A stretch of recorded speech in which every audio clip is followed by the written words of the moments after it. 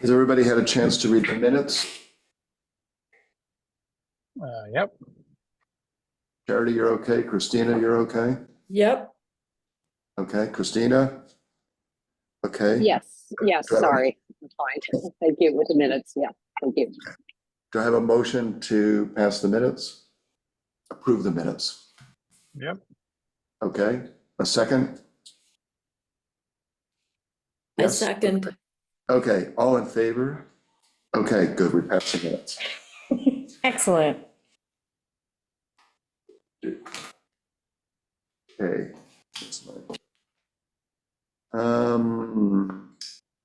I'm going to go skip around a little bit, if that's okay. That's And I fine. just want to add two things before we get to ETIP and community solar. First thing is Doug Sherrod, who's on the Water Advisory Committee, contacted me this week about a workshop that he attended in South Fork a week ago or two, put on by the Perfect Earth Project, which is a group that promotes pesticide-free lawn care, among other things. And it's headed by a woman named Edwina Von Gaal, who's a well-known landscape designer. Anyway, Doug attended this workshop, which was presented by Edwina, a landscape designer named Tony Piazza, and Frank Quevedo of the South Fork Natural History Museum. And it was really sort of a Q&A. They both all talked briefly, and then they took questions from the audience. Doug was really impressed and wondered if we wanted to do something like this on Shelter Island with the three principals involved. And I just said I would bring it up today. I'm going to contact the Perfect Earth contact. Actually, I had intended to go myself, but I couldn't. Anyway, I'm going to contact the guy who's the contact at Perfect Earth and see if they have a recording of the event that I can watch. And I'll send you more information. Actually, I'll just forward you what I got off the website. But it's something we can think about.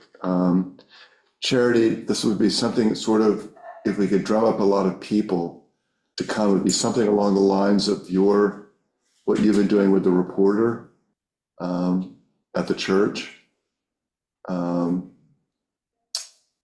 And the idea would be doing it sometime in mid-June when there'd be more summer people out here, and try to get as many people to come as possible.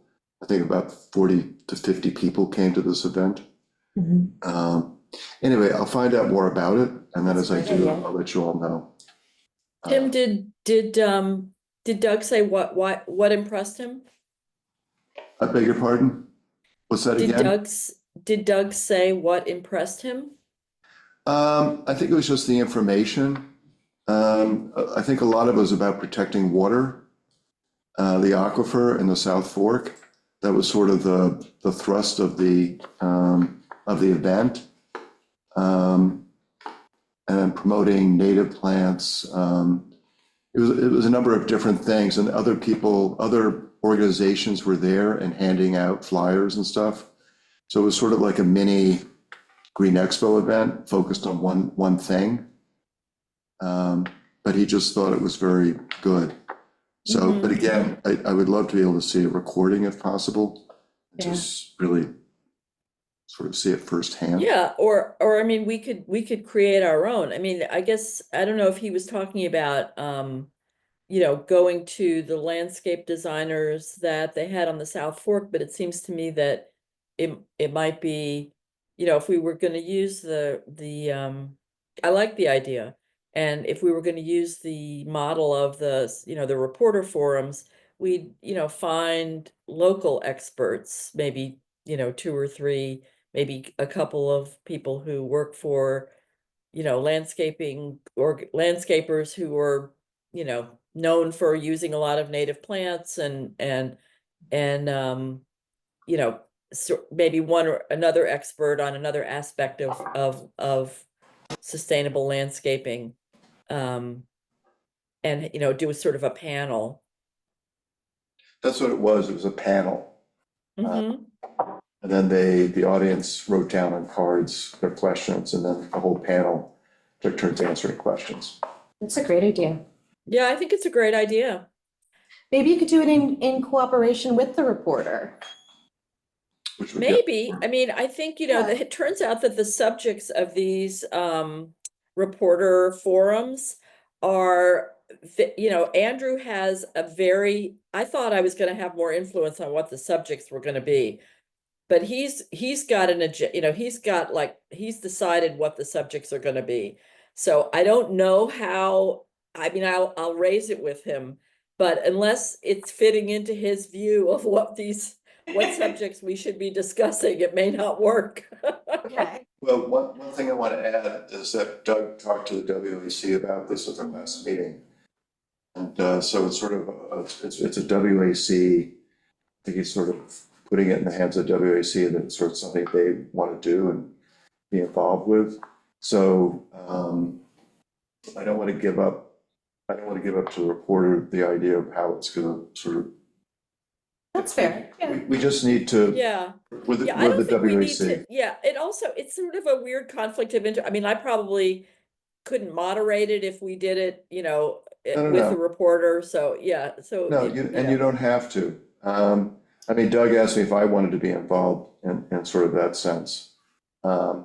Anyway, it's just something I wanted to bring up, that Doug was really enthusiastic about this. I think it's a great idea to have a sort of a forum on landscape, you know, landscaping, sustainable landscaping or whatever, you know, what did they call it? Well, actually, it's a rather odd name. It's called Landscape Therapy Workshop, which to me doesn't quite, Portray, yeah. I don't know, I don't really know what that means. That- I mean, It's when like, yeah, That's this pretty whole funny. idea of healing the earth, or I don't know. healing yourself while you heal the earth, which is true. But anyway, so I just wanted to plant the seed, that, so to speak, that we can think about this and you know, we can talk to Sounds like a Doug. great event. Yeah, I'd love to work on it. Okay, great. Okay. And go ahead, Sarah. Yeah, just two thoughts. I've been to a couple of the library Friday night dialogues that are relocated to the Education Center at Mashonack, their new building behind the Visitor Center. And it's, you know, it's not a large capacity crowd, but that might be an alternate venue if for some reason it doesn't work out with the reporter. I'm sure the library would sponsor it. Yeah, the reporter just gets permission from the Presbyterian Church. There's no dedicated space on Shelter Island. The reporter has no connection to the space. But I think Mashonack is a great idea. Yeah, it's smaller certainly than the fellowship hall at the church, and the church would probably sponsor it also, but I just wanted to mention this other outfit that has reached out to Sylvester Manor through Edwina, which is called Rewild Your Campus. Rewild Your Campus? Right, and they have a NOFA accredited organic landscape program. Well, no, she's accredited, the woman who, their co-director. And they've been targeting colleges all nationwide and offering them a process to, you know, to make a declaration that they're going to keep using less stuff over time or whatever in order to get this accreditation. And now they're coming up with a separate, and there's a fee, $1,000 to the university to participate in the program. They're piloting a parallel no fee program for nonprofits. And when I mentioned that, you know, the Green Committee and the municipality and so on and so forth, she was very interested in Mashonack to think about ways that other institutions might participate. And there's right now she's got a draft thing, you know, the criteria that you sign off on, which I need to work through our team on. This just came up, but it might be another, Rewild Your Campus might be another partner or interesting. They're very interested in Shelter Island for some reason, so. Well, is that connected to Rewild Long Island? It's rewild.org/rewildyourcampus, so it could be Okay, that Maybe Rewild branch of Long the Island is largest. also part of that, so Okay. so that might be another, Rewild Long Island might be another outfit to bring in for this. okay. I mean, Doug was not married, by the way, going back to the venue, Doug was not married to the Presbyterian Church. It's just we were talking about different places and he did mention McCormick. It's just a lot smaller. Those reporter forums have been getting a lot of people. Yeah. I mean, the thing we talked about is that I had actually invited Edwina to talk at the library, I think it was 2 years ago, Mhm. and I think we had 5 people. And she did not express disappointment, but I was disappointed. So if we do this, I want to do it in a way that we really have a lot of people. The forums seem to I know be. we can't guarantee that, but Yeah, we can advertise, you can send mailings out to the HOAs, you can do, yeah. and Yeah, I think combine the with the key- WAC and have them help push it too. Mhm. I think the key with the forums is the local experts. Mm-hmm. Yeah, Well, Oh, and then, I'm saying, I mean, the key to drawing people. yeah, no, I know what you, Yeah. Abby Lawless has a East Hampton-based landscape firm. She lives yeah, she here. does. And she works in this direction. Yep, she She does. tries to get people to agree to do this. Yep, I know Yep. that. John, did you have something? No. Abby's, No, okay. Abby's an excellent choice. And also Um, Gail Donenfeld. Pardon? Gail Donenfeld would be another one. And it'd be great to get Walt Richards to offer his perspective. Well, I think maybe a local person who, I guess, Tim, you're the poster child for this, but, maybe we pick somebody else just out of, but someone who has walked the walk, who has a garden, has surrounded their home with native plants that are very lovely and, someone who can talk about living with this. yeah, I actually gave a talk to the library just as COVID was starting. It's the last time I did a public thing about it. But I did give a library talk about my landscape. Yeah, no, it's a very compelling story, and I'm sorry I used the term poster child to refer to you. I like being called a child. Hi, Tim. Sorry, I'm late. We had a couple of problems this morning, a car problem with our cleaning person, et cetera, et cetera. Sorry. I don't know, I was just concerned that everything is okay. Yeah, I can come over if you need me in person or you're okay on You're Zoom. fine, we're fine. Meg is keeping me company up here. it got lonely up at the table. Don, we were just talking about, Doug Sherrod from the WAC talked to me this week about a landscape event that he attended in South Fork with different professionals and people asked questions. It was mostly focused on landscaping to help preserve the aquifer in the South Fork. And we're just discussing having, Doug would like to have a similar event on Shelter Island, and that's what we've been discussing. Good. And we're sort of at the end of that Okay. discussion. Okay, so let's just think about this and I mean, if you'd like, we can, well, we'll talk further about this. Pardon? Oh, yeah, no, I just Christina. wanted to say, yeah, I think it's a terrific idea, and if we wind up doing it, we could advertise through lots of different groups, like we could send something out through Friends of Trees, we could get it into the garden club, I mean, I just think there should be a lot of people who'd be interested in it, so I just wanted to hit, Absolutely, say that. absolutely. Okay, the other thing I wanted to talk about before we get to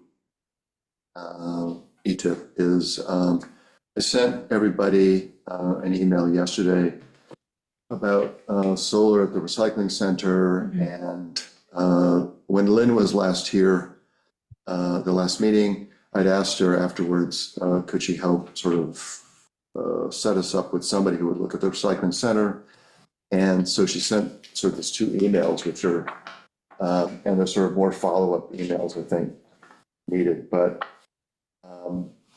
and I think, Sarah, Lynn indicated that you knew something about this also, about if we tried to do, it was a little confusing to me, if we did solar at the recycling center, that we would have to have a substation on the island.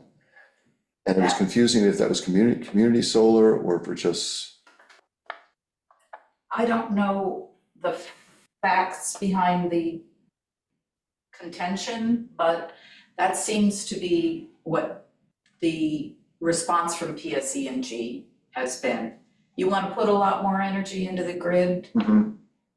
What about the substation? And it could be that they're falsely linking the two because for their own purposes. yes, But it all does, that's come up repeatedly now. Then also just their sort of demeanor in the call we had with them, the ETIP call. It's like they just haven't gotten over the fact that the town, prevented them from siting a substation here.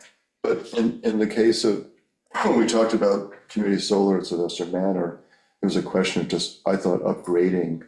And I don't know if that means, such a significant upgrade to absorb the capacity in the lines that we directly feed into, that triggers the requirement for a substation. I don't know enough about it. Maybe Steve knows. Okay, so Lynn's suggestion was that we get in touch with someone named Ron Leonard.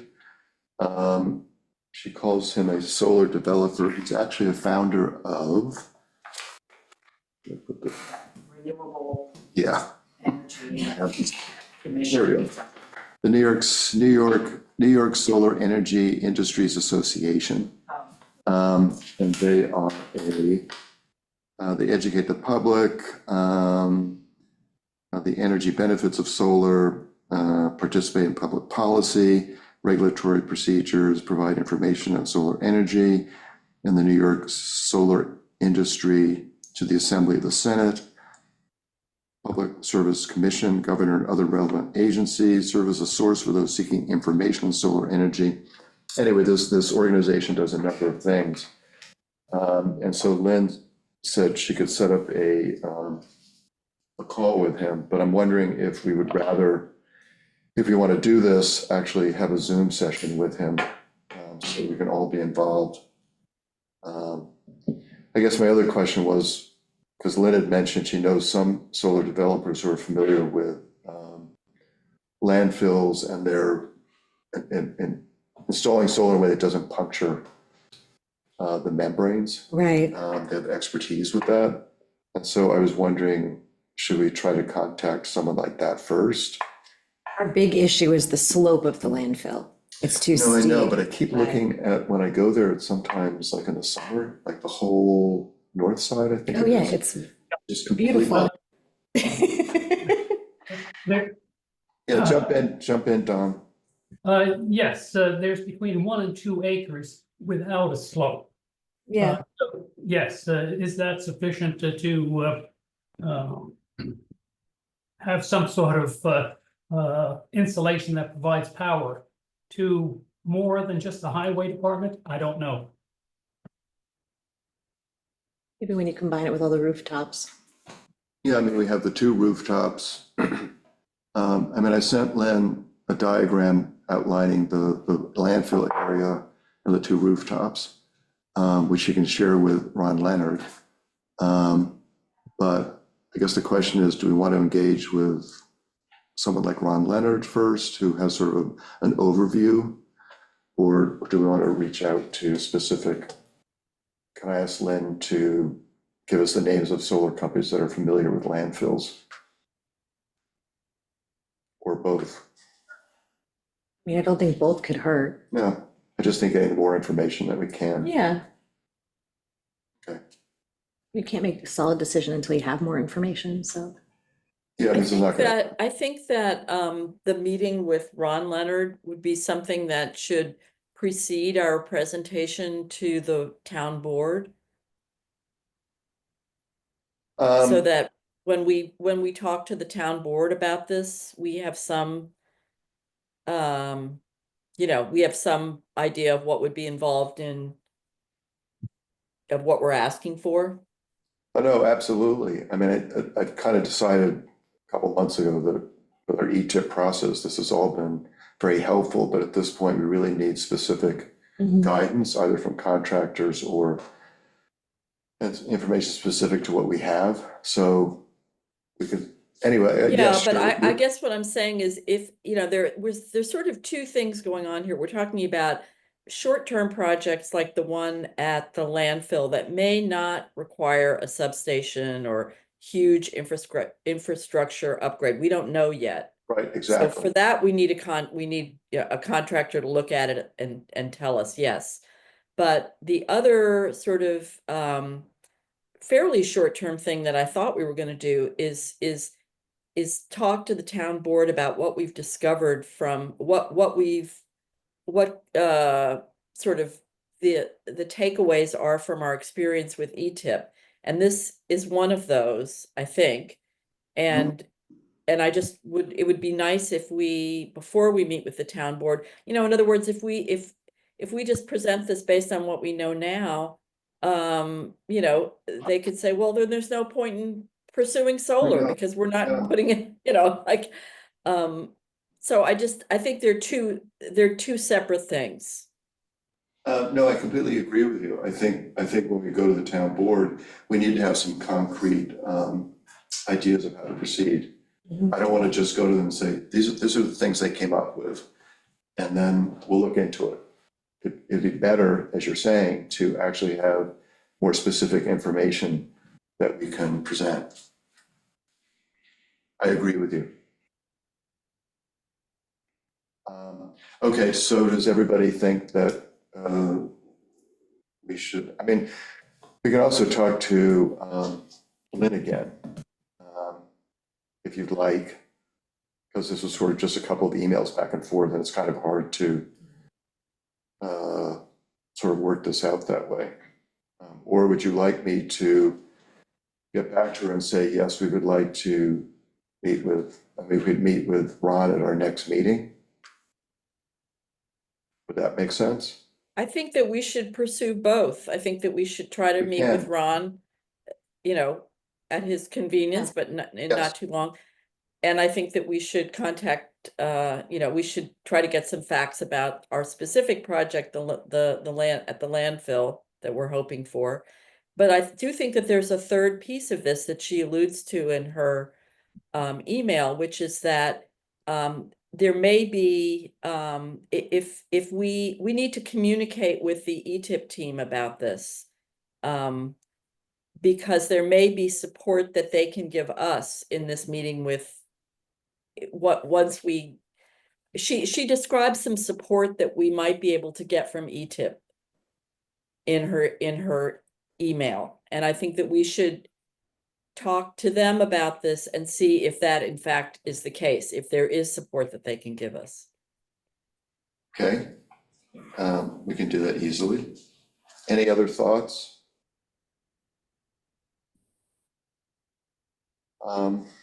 Okay, so I'll get back to Lynn and then we'll figure out something going forward. Kim, if you want to delegate one of these things to me, I'd be happy to take one of them. Okay. We talked about 3 things for you to do. Yeah, we'll figure all of this out, how to proceed and who will do what. Okay, community solar. So Meg, I don't know if you and Ben have had a chance to look at Lynn's presentation. I have not. I know you've got, But you both have a lot going on. In a nutshell, the real thing is that Ben was talking about we could tap into, I think it was a 5%, what's the correct terminology, 5%? What's it, when you have community solar and then they offer lower rates for residents? It's a rate reduction. Rate Yeah, reduction. Okay, rate reduction. it's still early. And That's if we participate in one.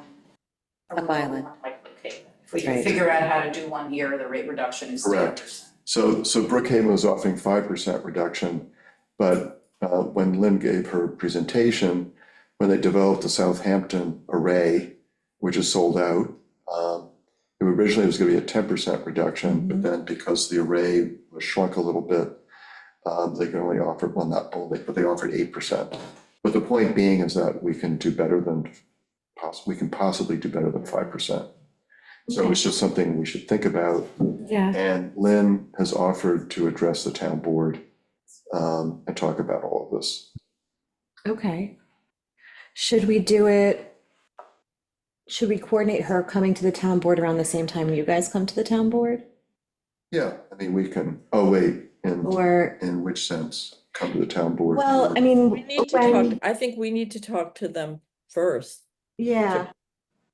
Do like the E-tip presentation and explain how solar is one of the more viable options for the island, and then she can come and have options or opportunities. We can do that, and we can do it either way. Mhm.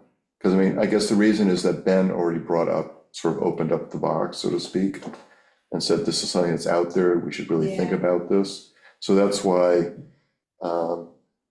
Lynn came and did the presentation, and that's why she'd be interested in. Is there a deadline for signing up, or does it No. fill up, or is it? No. Okay, so then, yeah.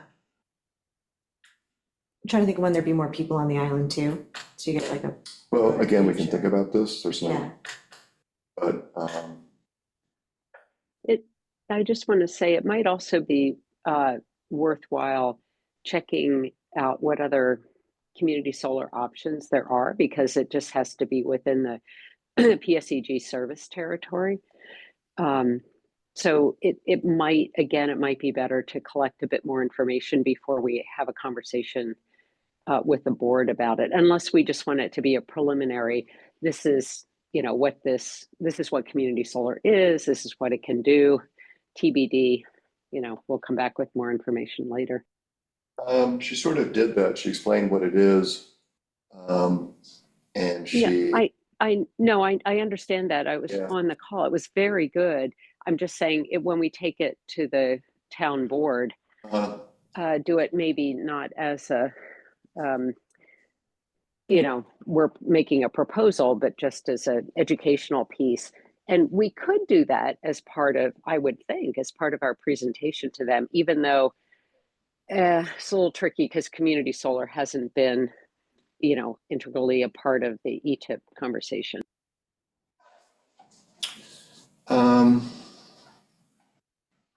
Okay.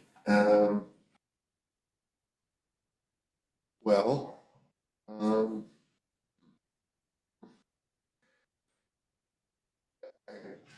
I don't know, it's just, I mean, again, the reason this all came up really so now is because Ben had proposed this sort of idea.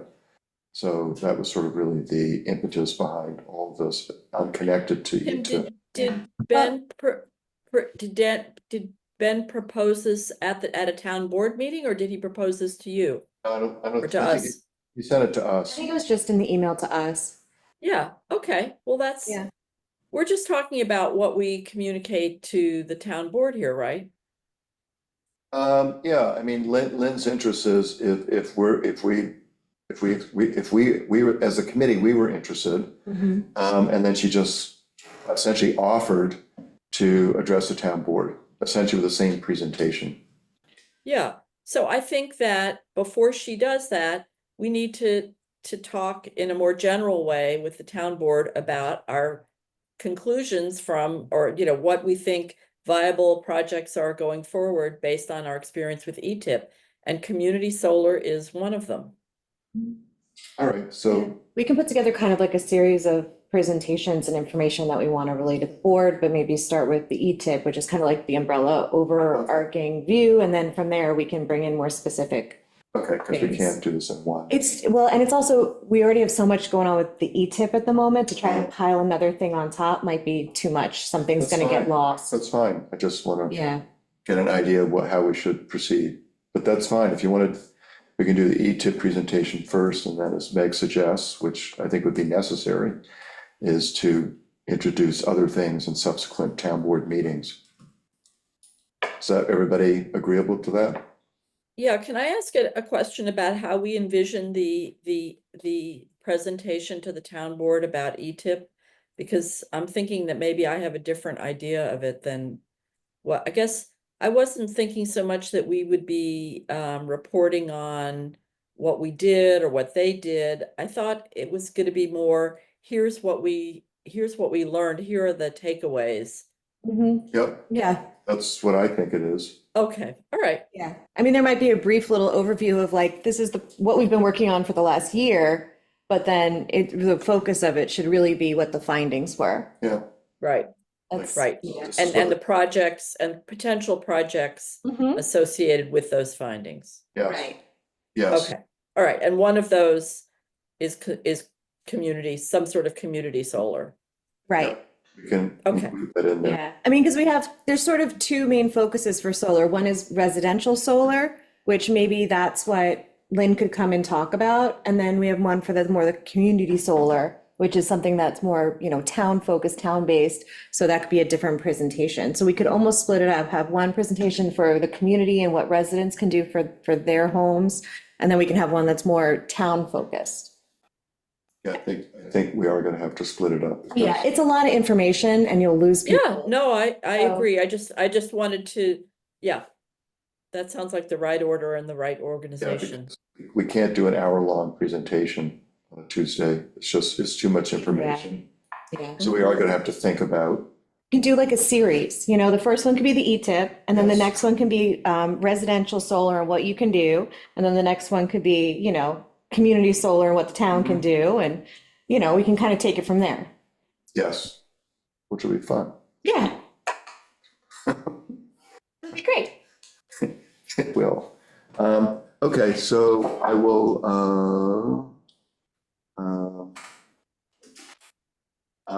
okay, good. Oh, Green Tim? Expo, yeah, Sorry, before you get into the next thing, I'm on my computer now and trying to get in. Oh, I just got connected. Thanks. Okay. Bye. good. Okay, next item, going now back to the actual agenda. Green Expo, I know it seems early, but in the past, I actually used to reach out to everybody in March. Save the date. Do we have the date yet? No, we were talking about that, Coco asked me that, which is why I want to get in touch with Vanessa Vanessa. Lemarou. And she doesn't put the date in her email, so because I'm looking back to see, there's the reserve your booth email, but it doesn't have a date. So I don't know. I don't know what I'm Usually reserving it's the for. weekend before Labor Day. Right. Who's in charge this year? Well, Janelin has passed the baton. Right, And so we think we know who it is, and Meg is gonna give me that person's email, and I'll just contact them, just to see if they are the right person. Right. and is that the name that you just gave, Meg?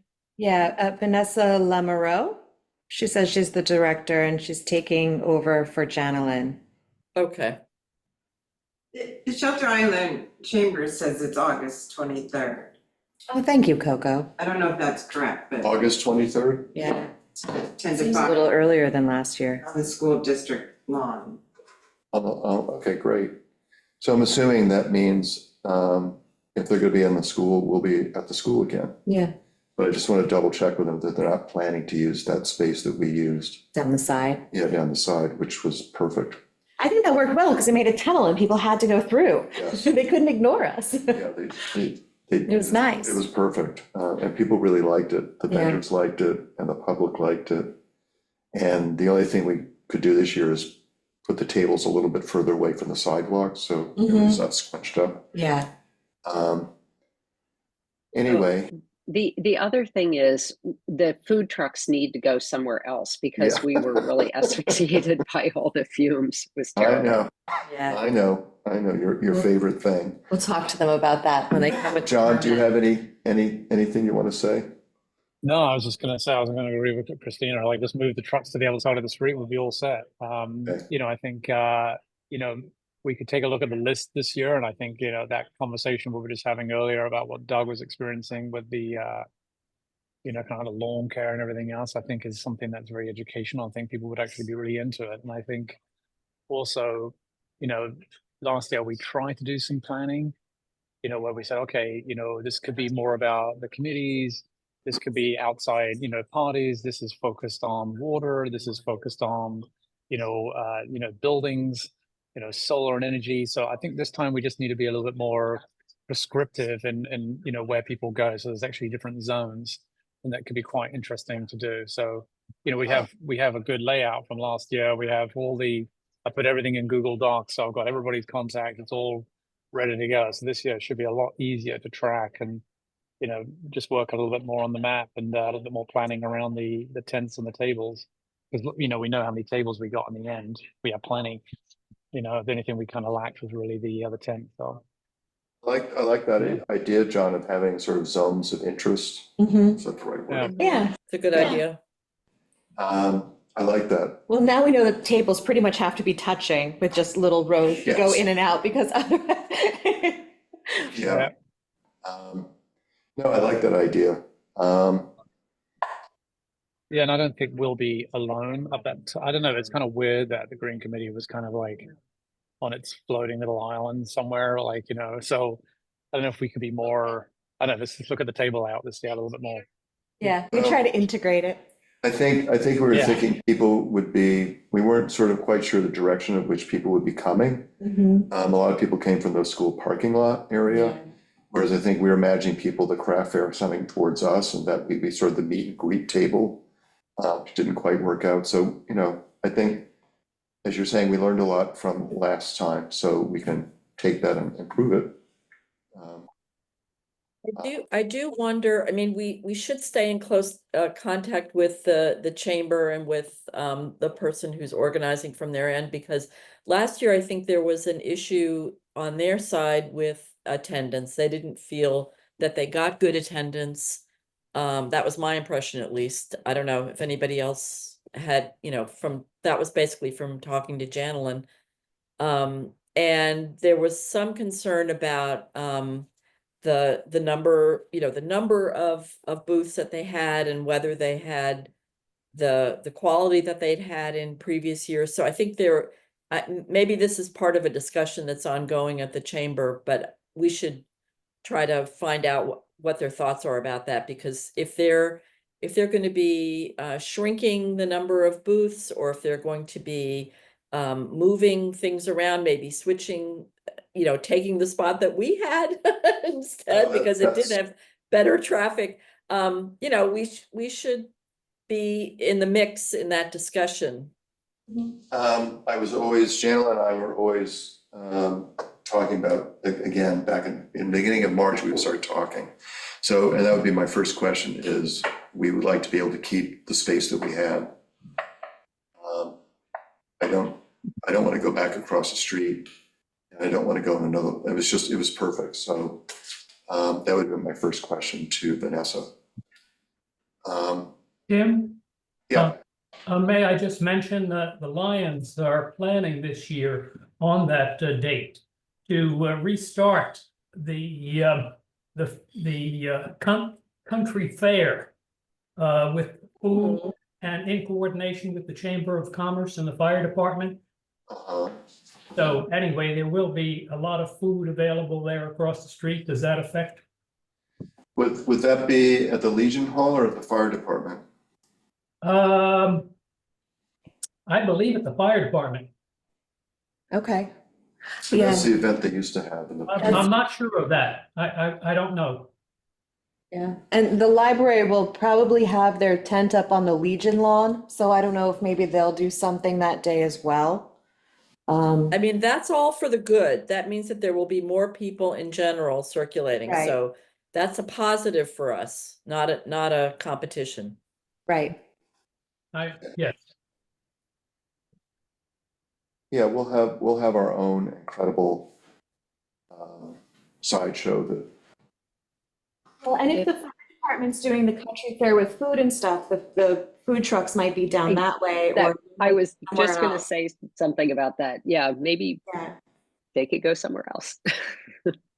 The only downside of moving the trucks was that the trucks didn't draw people because people Yeah. came to Star's Cafe for the tacos, and then they turned around to Okay. us and said, like, "What's down here?" And we're like, Yeah, "Well, go on down and take a look," you know. So don't want them moving away too far. Maybe they could Gotcha. be 2 trucks, one at each end. Or if they're just across the street and we have the street blocked off so people can safely Exactly. walk back and forth, That would be. is what I was Yep. thinking in my head, because then, yeah, Yeah, that makes sense. yeah. Yeah, no, Um, I think the net, there was a net gain. I mean, we did have to breathe some fumes, but it was Mhm. awful. we definitely, I think it helps with traffic, Yeah, you know. yeah. Yeah, you gotta have a Okay. draw. All right, so the first thing I'll do is I'll just contact Vanessa Mhm. and just sort of introduce myself and our committee and what we do, if she's unfamiliar, and take it from there. Or you could delegate it to Jonathan. Would you like to do that, John? Yeah, let's talk offline and see how we're, I've Okay. got all the stuff set up for the Green Expo, so Okay, those conversations are fine. So I've got it all mapped out. So at this point, it's just Okay. really about checking all right, emails and then I'll getting people share her, organized. we'll Okay, share her contact information with you. cool. Okay, terrific. Mhm. Okay. ETIP, so at yesterday's meeting, we talked about that one slide deck where we talked about future goals. Sarah, you mentioned climate smart communities. Christina, you talked about developing relationships with New York State. Steve said PSG, PSEG. Energy audits. So I guess there were a number of things that they said. Did we want to add more to that sort of list of of goals for 2025, 2026 and moving forward? And I certainly think we do want to fill slots beyond 2025. Otherwise, it looks like we're done. So I did take notes of some of the things that some of you are suggesting. I can put all of those in an email and just send them out. And then if you think of other things you want to add, then we can just send the whole thing to Becky. And any other thoughts you have about that particular slide deck. Just rather than sending individual comments, I think it's easier if you just send anything to me, and I'll send the whole list to Becky.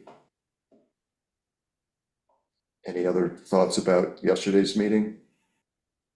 The one thing we hadn't talked about, I think it's just been assumed, is that maybe we could have a standing agenda item on energy on the island moving forward with this committee, because once the ETIP process stops, I think that the discussions, involved in any of the follow-ups are going to happen here within the Green Options Committee. And I just think it might be useful to be clear about that and how we're going to do that, because not everybody is in the ETIP group. So that's like, just, I don't Right. know, just Well, thinking about, some sort of transition process, I guess. thank you. I don't know if you had mentioned this, but I'd heard that there was thoughts of having a separate energy committee. Or do you want to have a subcommittee of the Green Committee? I think we were thinking of kind of doing a subcommittee. But I think what we need to do is kind of target specific goals for that committee to work on. So I think once we identify specific goals, it'll be easier to organize and move forward with purpose. So let's get through kind of ETIP and the presentation and then pick a path forward with the board kind of behind it. I think that'll be the next step. Okay, so is that kind of what you were thinking, Christina? Well, I was just thinking we need to identify some way for that work, those conversations to continue into the future. when we don't have the ETIP process to bring us all together. And so, you know, setting up an energy subcommittee seems to make perfect sense. And then that group can actually dig in and report back to this larger group. I think, yeah, that sounds really, make a lot of sense. Because, I mean, yeah, the Green Committee is more than just this. Yeah. And John, for instance, as we know, it's not, because he came in sort of late. the ETIP Exactly. Process. Yeah. John has very specific, not very specific interests that are not involved with energy, but just that. Anyway, yes, I think that would make sense. Sounds good. And that way, actually, when we bring in, you know, we can bring in, if we want to bring in one or two more people or one more person Yeah. into the committee, they don't have to be specific to energy. Right. Like it might be helpful if we pick a goal, like let's say it's town-based solar or something like that, to pull maybe Joe Fenora into the subcommittee and some other people who, like Ken Lewis, could be helpful. So depending on what direction we choose to move in, then we'll kind of pick who we should put in that committee. I think it might be helpful to look at town of East Hampton and town of Southampton similar committees. I know East Hampton founded an energy committee a long time ago. I don't know if it's morphed into something more general, but, and then the Southampton Town Sustainability Committee, both of those might have articulated goals that you could draw from. I mean, Lynn is an example. I mean, she's Lynn part of the is- sustainable committee, but her, Right. she's the She's energy, focused, she's the yeah. energy person. Yeah, and East Hampton is, you know, miles ahead of everybody else in terms of their townwide goals and the actual progress that they've made with solar at their landfill and everything else. So I think both of those, how they formed and which town personnel they brought in, that might just be useful to look Okay. at. Good recommendation. Okay. Okay, anything else about ETIP? No? Tim, just what, by when do you want comments from us on the deck? Well, it seems like they're trying to sort of look towards wrapping things up, doing final drafts of things or final. Yeah. So maybe just during this week and part of next week, like maybe by Tuesday. Sounds good. I want to state for the record, the new name, Which I can't remember. Energy Technology Innovation Partnership Project. Yes, Energy Technology Innovation Partnership project. Partnership. Because transitions is a red flag word now in our national I know. I think dictionary. Julie got it right in the paper today. She did, yes. She asked me about the name and I gave her the correct one. This is like last week before we had our meeting with ETIP yesterday. Is that, yes. It's all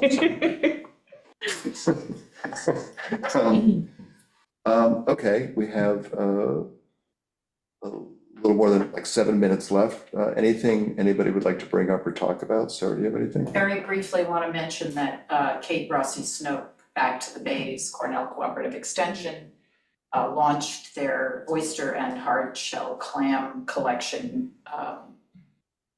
bin introduction at Sylvester Manor's Windmill Field parking area. So now people can recycle their, they've been doing it with restaurants for years and years, and Sylvester Manor has space for them to bleach or dry them for a year before they go back into the Great. water.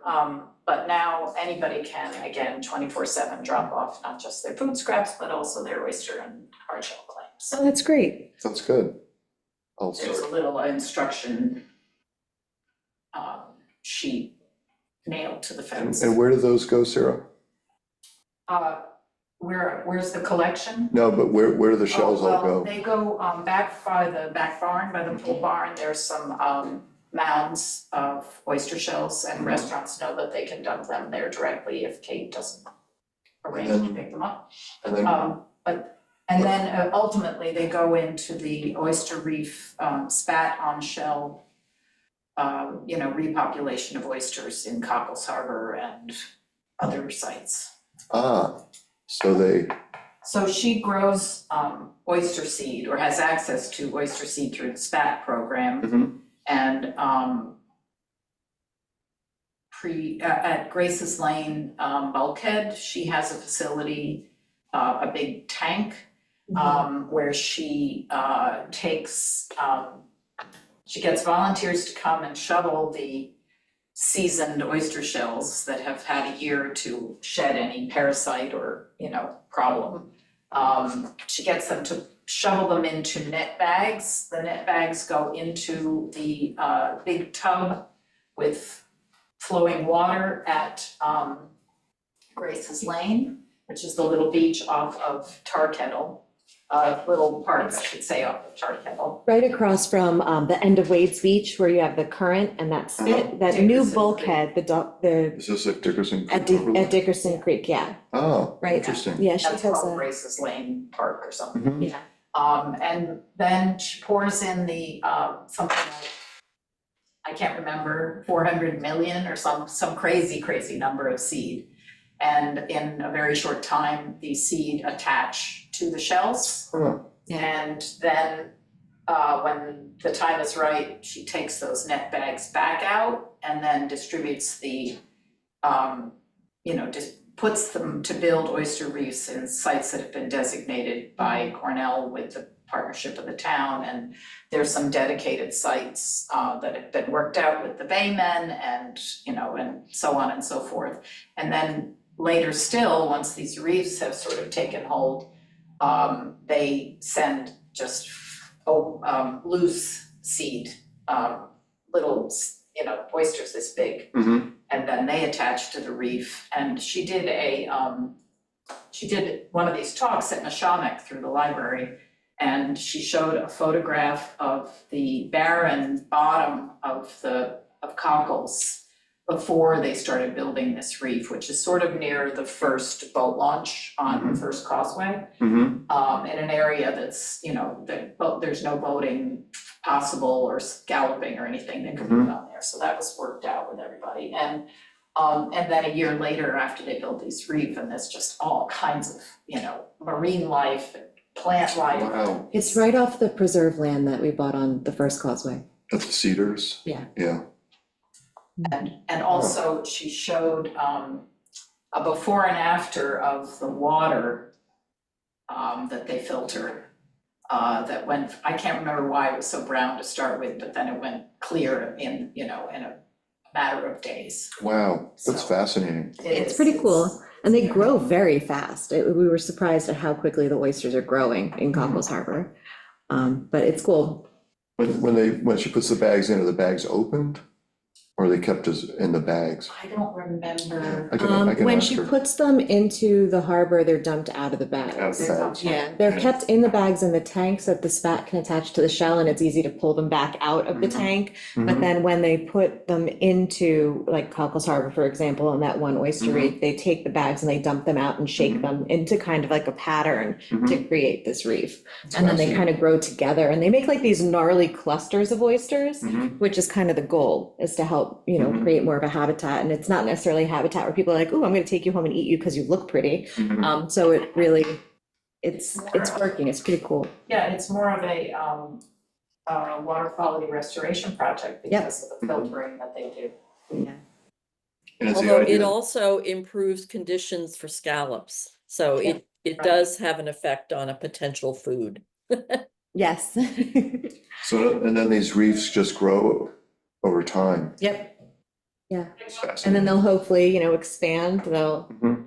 you know, So I think they're doing that in New York Harbor, yeah, similar experiment. Yeah. That's fascinating. yeah, it's pretty cool. Yeah, so bring your shells and you bring your food scraps. Yeah, unfortunately, I don't like clams. Scallops are my thing. That's great. Okay, we've run through everything plus. Well, and Elise has her hand up. Oh, Elise, I'm sorry, yes. That's okay. Thank you. I appreciate it. love, Sarah, thank you so much for that information. We often find that people are just dumping, thinking that comes from the sea, go back to the sea, after they have a dinner of wonderful oysters and clams, and just dumping them right back in the water.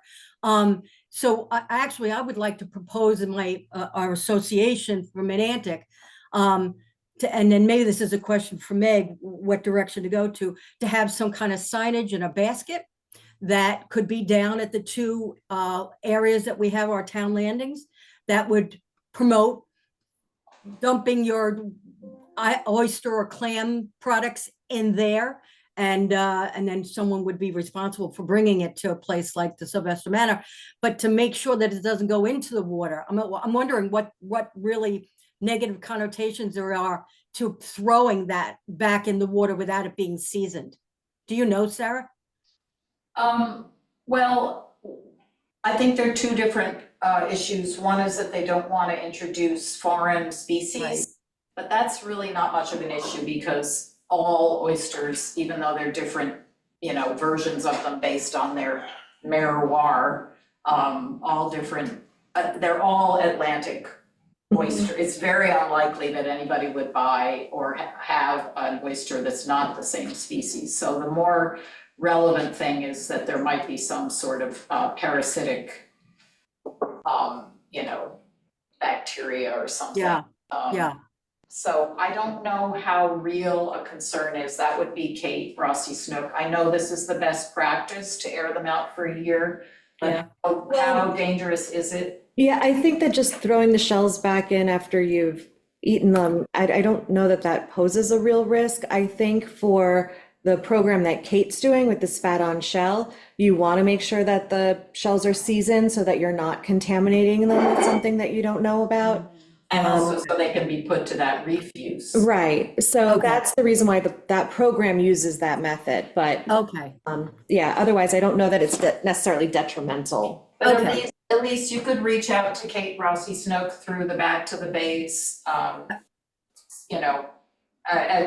CCE. I think she's pretty easy to find. Yeah, that's great. I have the information. I'll do that as well. But I just think that, we always see that. You think people are doing well, and we appreciate that. But if there's a better thing to do with them, then maybe we can coordinate that. So, and if we were to do that, Meg, we'd have to go to the town to see if we could put something on town landing, like a signage or some kind of basket Yeah. of some sort. Yes, yes. Okay. If anything, I would say maybe just signage saying that they have a better option. Okay. But I think a collection basket that someone's gonna have to really own and monitor is gonna be problematic. And people will throw trash in it. Yeah, people will put all kinds of stuff in it. Elise, If I Elise- was there, I would monitor all the time, but yeah, I see what you're saying, but Yeah. I'm sorry, Tim, what? Elise, does your association have email contact with all of your members? We do. I coordinate that. Okay, so my suggestion would be Yep, that yeah. you just send out something to all of your members. Yeah. An email blast. Well, the other thing is that we don't have enough membership.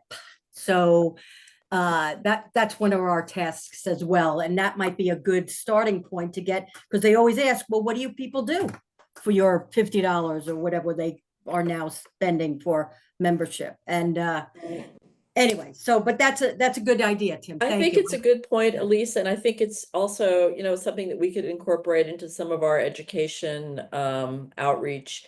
People may not know that it's not a great idea to do that. They may not know that there's an option. Another Right. thing that springs to mind is purchasing firewood from the IGA or from a non-local source. That's a terrible idea for the same reasons.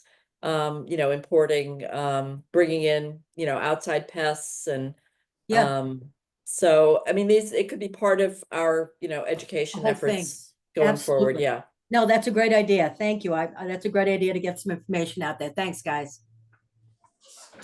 Did anybody else have a comment? I thought someone, no?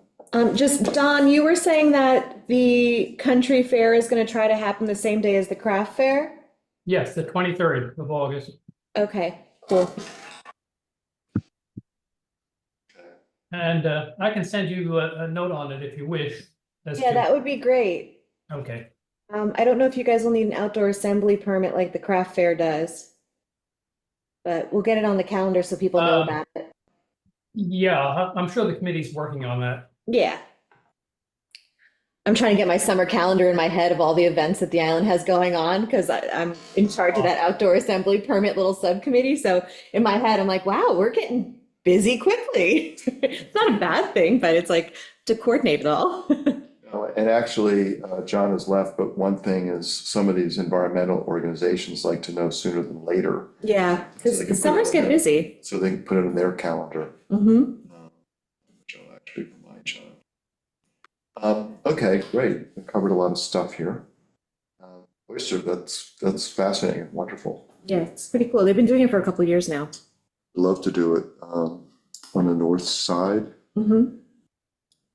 between the ferry and, because there used to be incredible eelgrass area and an incredible scallop area. Yeah.